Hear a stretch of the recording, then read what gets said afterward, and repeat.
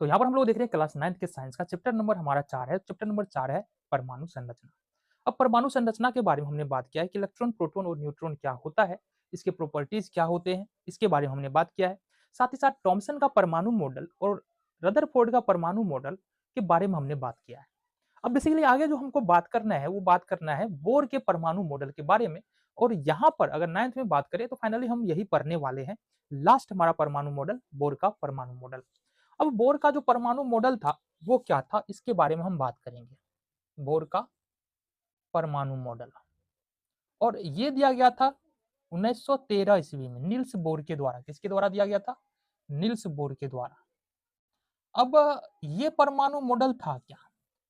क्या जो हमने पहले पढ़ा है रदरफोर्ड का परमाणु मॉडल या थॉमसन का परमाणु मॉडल, क्या उससे मिलता जुलता है क्या? बिल्कुल।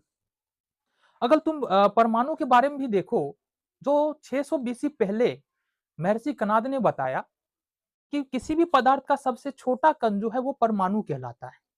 अब बात वही है, उसी बात को आगे बढ़ा करके परमाणु के बारे में और बहुत ज्यादा से ज्यादा खोजें की गई। इसी तरह से जब थॉमसन ने पहली बार बताया कि परमाणु जो है ना, परमाणु के अंदर धन आवेश और ऋण आवेश बराबर संख्या में होते हैं, इस बात को कोई भी जो साइंटिस्ट है ना, रसायन शास्त्री है, वो इस बात को तो नेगलेक्ट नहीं किया कि परमाणु के अंदर प्रोटॉनों की संख्या इलेक्ट्रॉनों की संख्या के बराबर होता है। कोई भी व्यक्ति इसको झुठला नहीं पाया। बस उसमें कुछ कुछ और बातें ऐड होती चली गई। एक बार देखो हमने क्या देखा, हमने एक बार बोर के परमाणु मॉडल को चर्चा करने से पहले थोड़ा सा रिव्यू करेंगे। यहाँ पर रदरफोर्ड का परमाणु मॉडल क्या था, फिर जाके चलेंगे बोर के परमाणु मॉडल पर। ठीक है, तो रदरफोर्ड ने अपने परमाणु मॉडल में क्या बताया था कि परमाणु का अधिकांश हिस्सा खाली होता है। परमाणु का अधिकांश भाग खाली होता है। ठीक है, पहली बात रदरफोर्ड ने ये बताया था, है ना। ये देखो रदरफोर्ड का परमाणु मॉडल हमने डिटेल में देख लिया है, तो ये इसलिए देख रहे हैं ताकि बोर का जो परमाणु मॉडल देखे ना, तो तुम समझ पाओ कि जो बोर का जो परमाणु मॉडल आया है सिर्फ बोर का ही परमाणु मॉडल नहीं है, उसमें थॉमसन के द्वारा बताई गई बातें भी है, उसमें रदरफोर्ड के द्वारा बताई गई बातें भी है।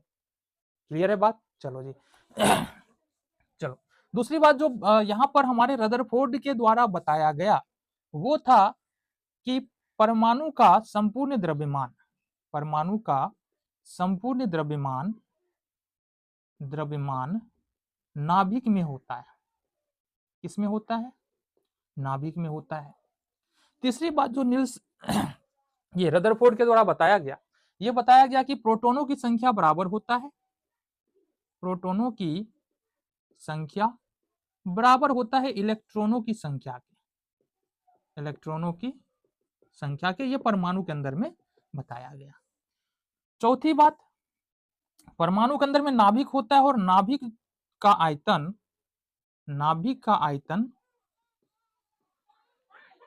परमाणु के आयतन से बहुत कम होता है, बहुत कम होता है। ठीक है, इस बात को हम समझाने वाले हैं, ऐसा नहीं चले जाएंगे, पहले हम एक बार नोट डाउन तो कर लो। ठीक है, ये हो गया तुम्हारा।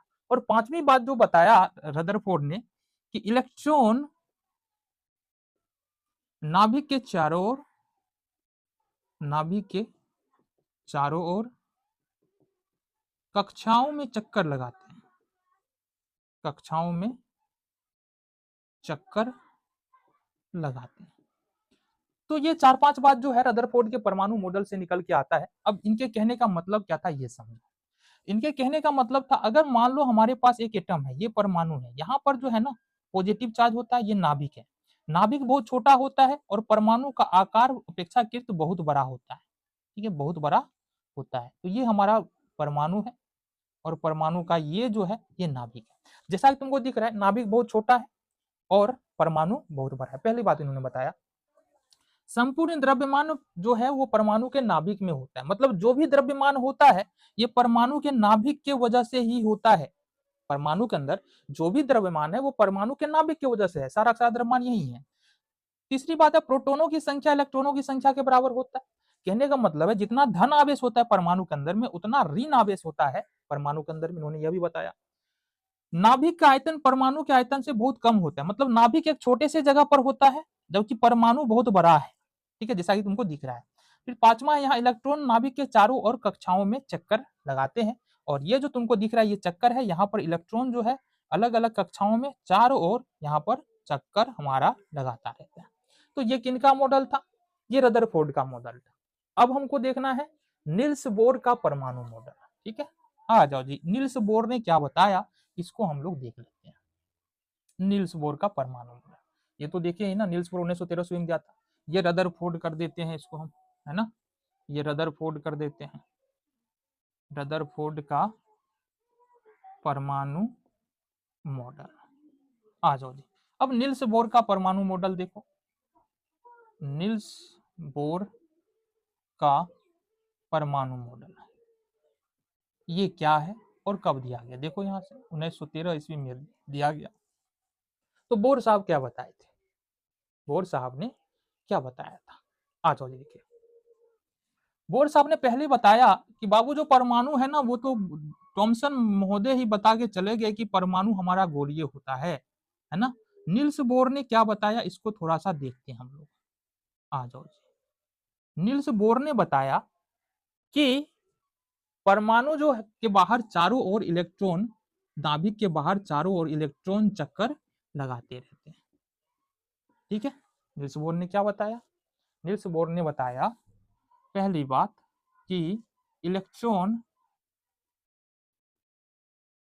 नाभिक के चारों ओर, नाभिक के चारों ओर विभिन्न कक्षाओं में, विभिन्न कक्षाओं में चक्कर लगाते रहते हैं, चक्कर लगाते रहते हैं। पहली बात बताया है ना कि इलेक्ट्रॉन जो है नाभिक के चारों ओर विभिन्न कक्षाओं में चक्कर लगाता है, और ये बात तो यहाँ पर हमारे रदरफोर्ड महोदय ने भी बताया था, देखो यहाँ से।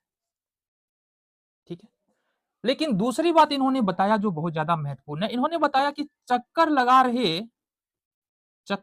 रहे इलेक्ट्रॉनों के ऊर्जा में, इलेक्ट्रॉनों के ऊर्जा में कोई कमी नहीं होती है, कोई कमी नहीं होती है। और ये बात रदरफोर्ड महोदय या थॉमसन का तो बात ही नहीं है, थॉमसन जी का तो बात ही नहीं है, बट यहाँ पर जो है ना निल्स बोर ने बता दिया। ये रदरफोर्ड समझाने में असफल रहे थे कि चक्कर लगाता हुआ इलेक्ट्रॉन तो ऐसा होगा कि इलेक्ट्रॉन का एक ना एक समय क्या होगा, ऊर्जा बहुत कम हो जाएगा, चक्कर लगाने क्रम में उसका ऊर्जा कम होगा और धीरे धीरे ये नाभिक में आगे गिर जाएगा। तो निल्स बोर ने बताया भाई देखो, जब इलेक्ट्रॉन चक्कर लगा रहा होता है ना, तो इसकी ऊर्जा में कमी या बढ़ोतरी होता ही नहीं है, इसका ऊर्जा कांस्टेंट रहता है। इसका ऊर्जा क्या होता है? कांस्टेंट रहता है, कमता या बढ़ता नहीं है। तो ये महत्वपूर्ण बात है जो यहाँ पर निल्स बोर ने बोल सकते हैं अपने तरीके या अपने प्रयोगों के आधार पर, ये बात उन्होंने बताया। तीसरी बात जो है, जिन कक्षाओं में इलेक्ट्रॉन चक्कर लगाता है, इलेक्ट्रॉन चक्कर लगाता है, उसे ऊर्जा स्तर या ऊर्जा कक्ष कहते हैं, ऊर्जा कक्ष कहते हैं। कहने का मतलब है देखो, ये अलग अलग कक्षा है ना, ये अलग अलग कक्षा है, इन अलग अलग कक्षाओं में क्या कर रहा है, इलेक्ट्रॉन चक्कर काट रहा है। अब इन अलग अलग कक्षाओं को हम लोग क्या बोलते हैं, ऊर्जा स्तर। तो ये हमारा क्या हो जाएगा, ऊर्जा स्तर, ऊर्जा स्तर। ठीक है, चलो जी, बहुत बढ़िया। अब एक बात है यहाँ पर,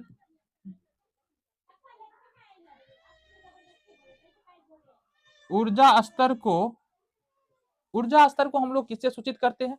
ऊर्जा स्तर को बेसिकली हम सूचित करते हैं पी के एल एम एन ओ। कहने का मतलब क्या है, जैसे ये हमारा पहला ऊर्जा स्तर है तो ये के हो गया, दूसरा ऊर्जा स्तर है तो ये एल हो जाएगा, तीसरा ऊर्जा स्तर के एल एम हो जाएगा, अगर कोई चौथा ऊर्जा स्तर आता है तो एम के एल एम ये हमारा एन हो जाएगा।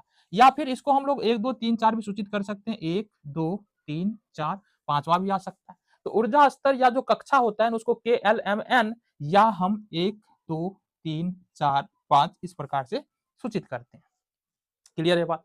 तो ये दो नई बात है जो निल्स बोर के परमाणु मॉडल में हमको देखने को मिल रहा है। चलो जी, चौथी बात इन्होंने क्या बताया, चौथी बात बोर जी ने बताया कि बाबू यहाँ पर इलेक्ट्रॉन एक कक्षा से दूसरी कक्षा में कूद सकता है, एक कक्षा से दूसरी कक्षा में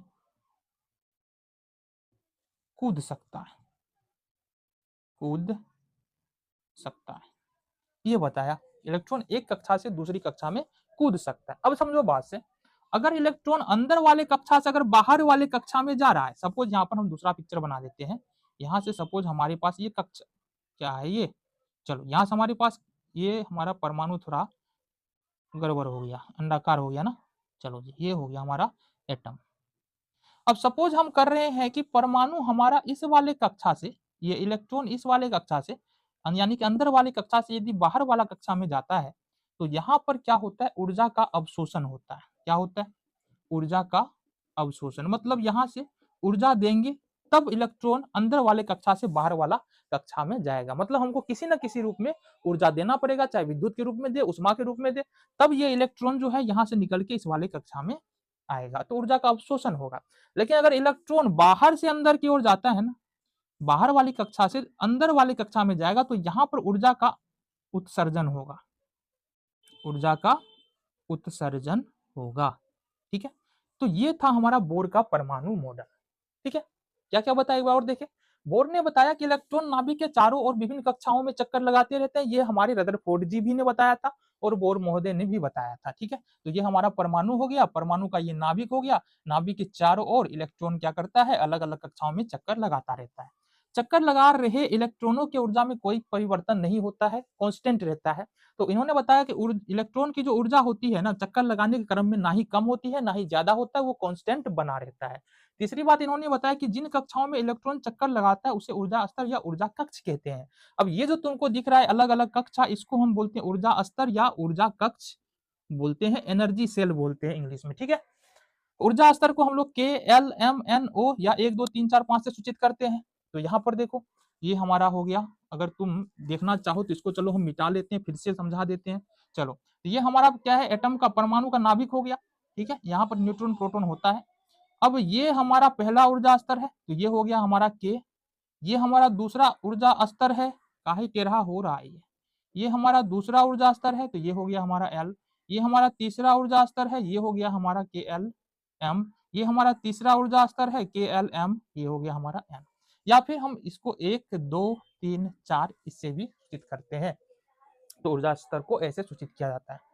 इलेक्ट्रॉन एक कक्षा से दूसरे कक्षा में कूद सकता है, तो हमने बताया कि अगर इलेक्ट्रॉन है ना, इलेक्ट्रॉन अगर बाहर वाले कक्षा से अंदर वाले कक्षा में आता है तो ऊर्जा का अवशोषण होता है। ऊर्जा का, अरे अंदर से बाहर ना, अंदर से अगर बाहर जाता है, अंदर वाली कक्षा से बाहर वाली कक्षा में जाएगा तो ऊर्जा का अवशोषण होगा। मतलब किसी न किसी रूप में ऊर्जा देंगे तब यह इलेक्ट्रॉन बाहर व अंदर वाली कक्षा से बाहर वाली कक्षा में जाएगा। अब अगर बाहर वाले से अगर इलेक्ट्रॉन अंदर वाली कक्षा में जाता है तो ऊर्जा निकलता है, मतलब ऊर्जा का उत्सर्जन होता है। तो ये कुछ बातें हैं नील्स बोर के परमाणु मॉडल के बारे में। आगे हमको देखना है एक महत्वपूर्ण बात, इलेक्ट्रॉनिक विन्यास और बोर-ब्यूरी योजना।